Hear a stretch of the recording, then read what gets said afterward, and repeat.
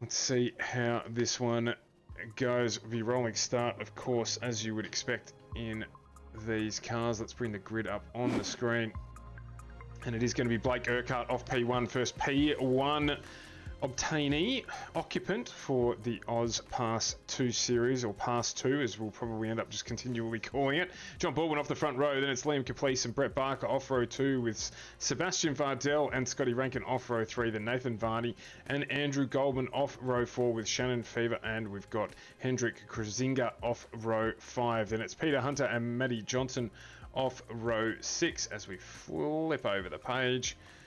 And it is Max Stewart and Nick Buxton off 7, Jason Dunn, Nick Warnest off 8, Adam Wallen and Rodney Hobbs off 9 with Ben Pollock off row 10, Sam Lehman just in to observe. So that is our grid for the very first AUSPASS round, Pass 2 I should say. I'm going to keep saying that. It's a habit after 4 seasons of doing it, but we will get there. But it is going to be Blake Urquhart who leads us away here, just waiting for the pace car to set off. Safety car. Carl, I'm all over the place tonight. It's just a week for it. Hopefully I'll get myself together for tomorrow night. You're going to have to put a reverse coin in tonight because you called it a pace car instead of a safety car. It's you usually get that one wrong in the opposite way, so good to see tonight. It's just where we're at. So some really good results out there and some nice liveries as well. Just looking across some of the paint schemes out there tonight. Jason Dunn, possibly one of my favourites out there tonight in the R8 inspired Audi. Very, very cool looking car down towards the back. Magnificent livery from the absolutely dominant Audis of the 2000 until pretty much when was the last one? 2017, 2016. So, yeah. I don't know, mate. You're telling the story. The dominant years of Audi. I mean, they won 3 on the trot from that year.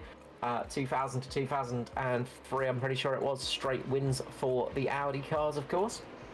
The open-top prototypes, but we're about to go green here at Spa-Francorchamps for Pass 2 for the very first time. It's going to be Blake Urquhart leading away, and we are green. Away we go. Liam Caplice jumps straight away, gets right down the middle there, making it 3 wide towards the first corner, and they are underway straight away. Liam Caplice getting a very good start there, managing to get out in front at the moment. Will he be able to keep it? Gets around the outside, very long section. Oh, we've got a car around in the background. Andrew Goldman, Shannon Fever. Unfortunately, yes, they've managed to get back underway, but they have lost a few positions there. Meanwhile, up at the front, it is Blake Urquhart in the lead as they go up through Eau Rouge and Radion for the very first time tonight in a race. Great job from everybody. We have got a car going wide up at the top of Radion, and that's going to be Hendrik. Instant. There was Hendrik Krzinga there who was off in the distance. How good do these cars look around this place? Unbelievable. Smile from ear to ear in this combox, that's for sure.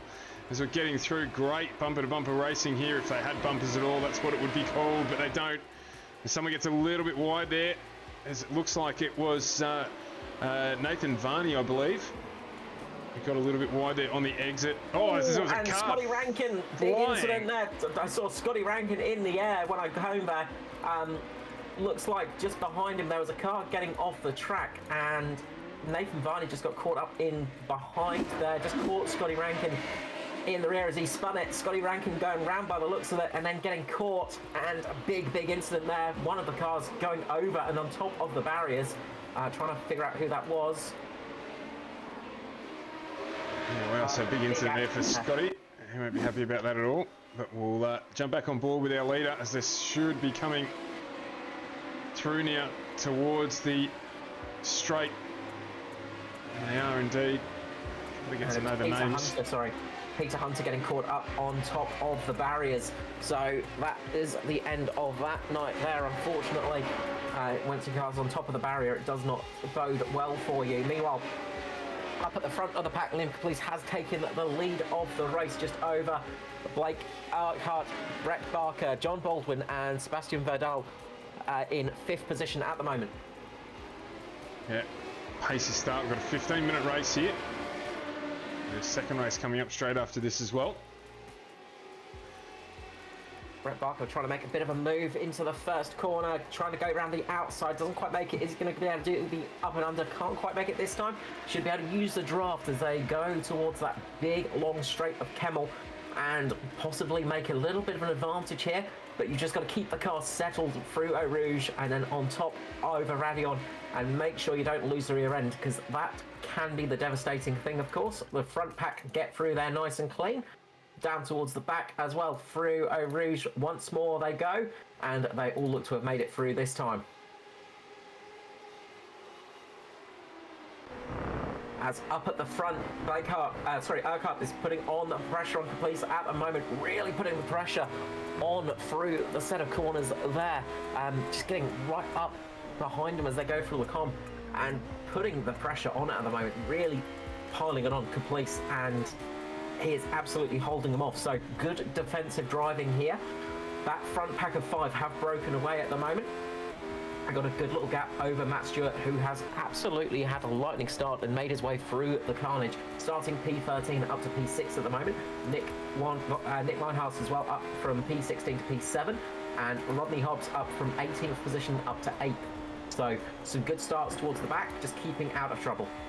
On board here with Liam Caplice as he takes us on the back section of the track. We're getting to see it live on board here. Great pictures as well. You're on effectively on helmet cam, probably a little bit lower, but effectively on helmet cam as he makes his way on to the back straight.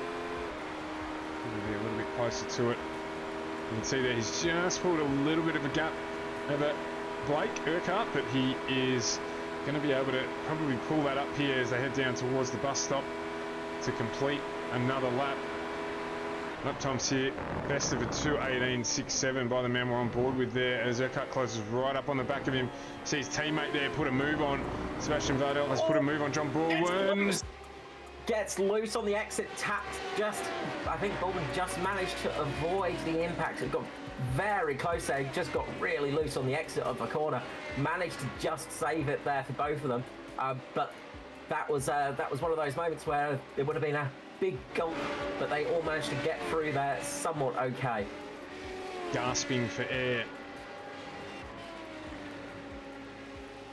As there was a little bit of contact a bit further back for Rodney Hobbs. He just got a bit of contact from, I believe it was Shannon Fever, just catching the brakes towards the bus stop and just got loose there. No, sorry, it was not Shannon Fever, sorry, it was Andrew Goldman. So just a little bit of contact spun those two round, but they are all back moving again. No major damage on the front of those vehicles. Looks like Nathan Buxton there was just having an issue with the internet. Somewhere he's got a bit of a bent wing on the back there as there's a move on in front of him. So it looks like Rodney Hobbs has just got down underneath Nathan Varney in the Locked On Lads entry. And he's not going to stand for that. He's going to try and put the move back on here. He should just far enough up, be able to get it done, but not far enough up at all. So that is going to be a battle to continue to watch as Buxton blinks away in the background there. Been a few internet issues around Australia other than the normal ones this week. So he may be struggling with that a little bit as our race leaders make it up. Yeah, they are trying to. They've really sort of formed a bit of a Gap, train at haven't the they? moment. But there's a little bit of gap, but it's going to give them that little bit of drafting action down the straights. You can see them all trying to get out of each other's draft line, seeing if they can break the toe to each other, because they don't want to be towing each other down that down the Blanchimont. Into Blanchimont and down the straights in that section, and you can see Vardell is making a move. He's looking to make the move there, down on Brent Baker, tries the inside, he's going to make it through, tries his best, it's going to turn to the outside there. Brent Baker just keeps that car in the right position at the right time. The 66 doing a great job of defending. Very, very good driving there up at the front. He's got his defender getting now down into turn 1. As it looks like John Baldwin there trying to get the position back as well. He's got a bit of pace on at the moment, so not quite able to get through there, but great pictures here. Run up the hill. This chain, the lead 2 just breaking away. You can see there is a challenge for the lead now. As Blake Urquhart is going to defend heavily here. He's going to have to try and get around the inside. Can't hold that place there. Oh, it's too wide. Sebastian Vardell and Brett Barker there almost coming to contact. John Baldwin wanting to get involved with that one as well. So it's on still at the front here as we're halfway through this race.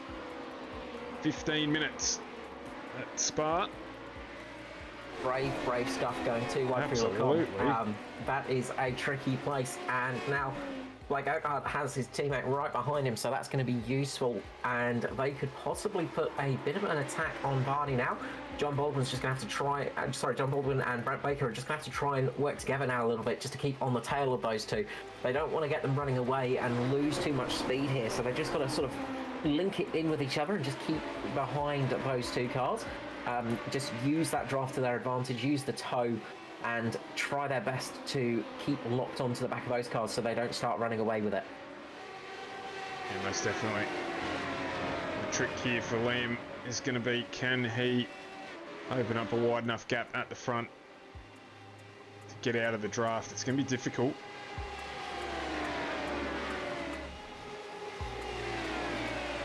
Never an easy thing to do. Sometimes it's the worst place to be the leader, and you can see right now that they have got a lovely bit of slipstreaming there and trying to make it work through the bus stop side by side, but Caplice has got a good run there. Looked like Vardell just got a little bit loose on the exit. Once again, this is going to give Brett Baker the chance to get down the inside for the first corner, La Source, and he's going to get that position back possibly. Can't quite stick it this time round. Vardell just has a good exit. It's going to be too wide as they get towards La Source, as they get down towards that's scary stuff when you get there. It's I think it's getting renamed to Blanche Sauce next week.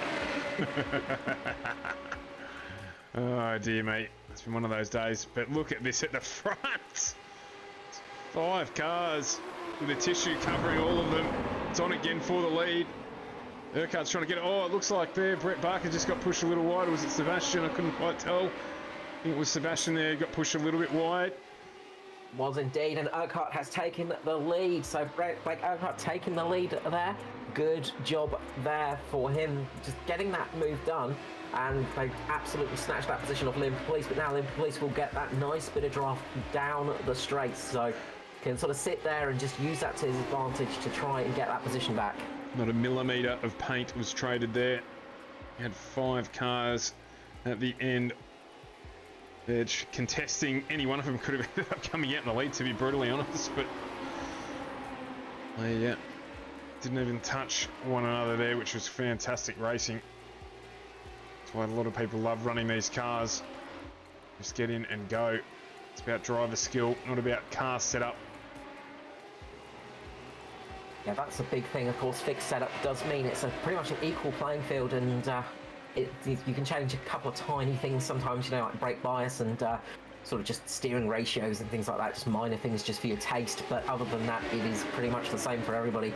You can't go tweaking the downforce and stuff like that, and right now, the downforce is being used because they are getting a nice draft as they come in to the bus stop chicane once more. Side-by-side action again. You can see Liam Caplice trying to defend that position. Does a good job of keeping second place alive still, but this has let Blake Urquhart just get a little bit further away, get a nice bit of a lead, and actually break away from the front of that pack, but going down the Kemmel Straight, that will soon disappear. Absolutely.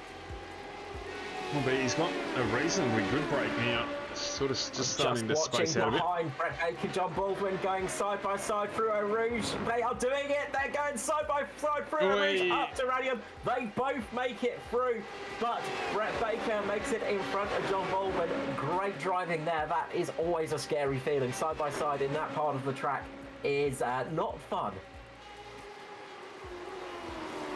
You see there, Liam Caplice is trying to find a way to break the draft, but not lose too much to Blake Urquhart in front of him, but not quite able to make a move there. Didn't get far enough up for the bus stop. So he's got more work to do here, but he's in the better position, you'd have to say, at this stage of the race. We're definitely going to have one more lap. Yeah, the next one will be the last lap, I think. No, possibly? Yeah, I think so. Yep, no, it'd definitely be the last lap. Definitely be the last lap, guys. 2 minutes and 20 seconds remaining on the session, and they're not around. So 2 minutes, 10 seconds the lap, basically, so they won't make it back around for 2. Yes, so the white flag will be flying, and they will be getting ready for that final race lap. So Liam Caplice has got to do it this next time round, or this time round at least, to make it work. All 5 of these guys have got a chance to get this win tonight, and you know, it's a big thing to get when it's the first race of a series. It's the one you want to get generally. It's looking here to see if he can get it done. It's trying to get up alongside him as we look to go 3 wide. That number doesn't fit into the bus. Oh, he runs a little deep there. It's opened the window a little bit, has it? No, it hasn't. He's done well. Liam Caplice to recover that one as we get the white flag. Get introduced to the flag marshal today. He is waving away there. Oh, and again, just running a little bit wide, Liam Caplice. What's going to happen here? Are they going to go 2 wide this time? Down.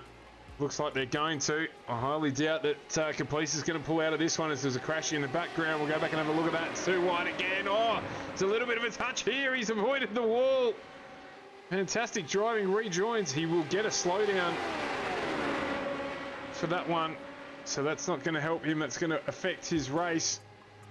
But brave to go 2 wide through there, and it's opened the gap for Brett Barker to see if he can do anything to split the teammates at the front of this race on this final lap. Yeah, just a little bit of netcode, I'd say, there from just looking back at that incident. There was no real major sort of contact. There was no contact visible, but it looked very much like a slight netcode issue, which is just where the lovely internet just plays up a little bit. There's a few battles going on behind as well, as John Dunn defends from Nathan Varney, Nick Vanhast as well. So there is a good little battle going on behind there. And then just sitting behind the lead pack, we've got there it is there. Oh, that's the big incident. That was the replay there. So head back live. So yeah, that just allowed Jason Dunn just to get a little bit further ahead and become the leading car up in P8 for that little pack of cars that are fighting it out. Shannon Fever and Matt Stewart at the moment running 6th and 7th with their cars respectively. But it is up the front where keeping a bit of an eye at the moment as teammates Urquhart and Vardell are battling out. Will we have a beautiful team formation, or are they going to try to get that win? Are they going to race each other into that final corner? Looks like there might be a little bit of discretion coming in there. They just ease it through and get through perfectly, just stopping Brett Baker to get past. Brett Baker's going to get it on the line! line. Brett Baker gets a much better exit. This is going to be side by side as they cross the line. It's Brett Baker that takes these P2 there just by a fly's wing. Absolutely nothing. 5 100ths. He takes P2. Just the exit there for Vardell, not as good, and Barker scoots through to take And P2. just behind Jason Dunn, battling it out with Nathan Varney. Those two are side by side as they get across the line, but it is Dunn going to be taking P8 there. So very close. Even behind closer. Varney. Goodness me. What a finish at the front there. Fantastic driving from all those. That leading 5, fantastic race all the way through. So, just